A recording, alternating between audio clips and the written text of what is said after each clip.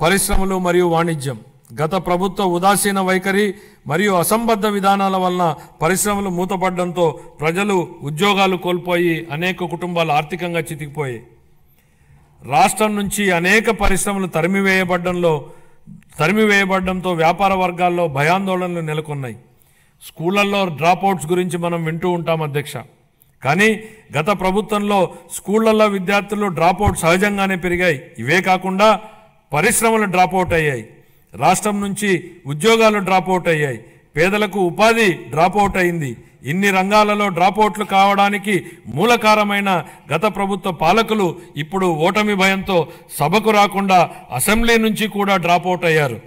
వాళ్ళు ప్రజా జీవితం నుంచి శాశ్వతంగా డ్రాప్ అయ్యే రోజులు అతి త్వరలోనే ఉన్నాయి అధ్యక్ష.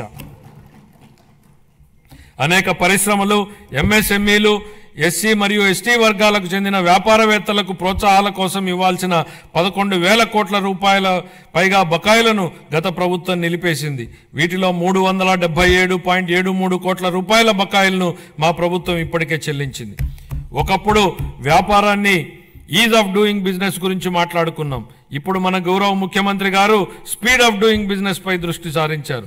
ప్రతి ఇంటికి ఒక ఐటీ ఉద్యోగి ఉండాలని అప్పట్లో మేము కృషి చేశాం. నేడు ఇంకొక అడుగు ముందుకేసి ప్రతి కుటుంబానికి వ్యాపారవేత్త ఉండాలనే లక్ష్యంతో ముందుకెళ్తున్నాం. ఓర్వకల్లు, కొప్పర్తి అనే 2 పారిశ్రామిక వాడలకు ఆర్థిక సహాయం అందించి అభివృద్ధి చేసేందుకు కేంద్ర ప్రభుత్వం ఆమోదం తెలిపింది. పారిశ్రామిక కారిడార్ అభివృద్ధి పథకం కింద మూలపేట, దొనకొండ, చిలమత్తూరు మరియు కుప్పం అనే 4 కొత్త పారిశ్రామిక వాడలను ఎంపిక చేయడం జరిగింది. పారిశ్రామిక వృద్ధిని వేగవంతం చేయడానికి మరియు దృఢమైన పెట్టుబడి వ్యవస్థను నెలకొల్పడానికి మా ప్రభుత్వం ముందు చూపుతో కూడిన అనేక విధానపరమైన కార్యక్రమాలను ఆవిష్కరించింది. 4 లక్షల మందికి ఉద్యోగ అవకాశాలు కల్పించే దిశగా ప్రధాన పెట్టుబడిదారులైన NTPC, green energy limited, Arcelor Mittal steel company, NHPC, BPCL, Reliance industries, LG electronics, TCS, Tata power, Greenko group, Hero future energies, Ecoren ఎనర్జీల నుండి మా ప్రభుత్వం 6.3 లక్షల కోట్ల రూపాయల పెట్టుబడి హామీలను సాధించగలిగింది.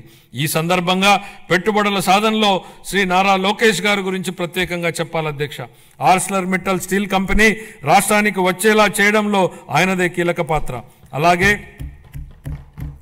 ప్రతిష్టాత్మక సంస్థలకు చెందిన డేటా సెంటర్లను రాష్ట్రానికి వచ్చేలా చేసే విషయమై లోకేష్ గారు దృష్టి పెట్టారు. 25-26 ఆర్థిక సంవత్సరానికి గాను పరిశ్రమలు మరియు వాణిజ్య శాఖకు 3,156 కోట్ల రూపాయలను కేటాయింపును ప్రతిపాదిస్తున్నాను.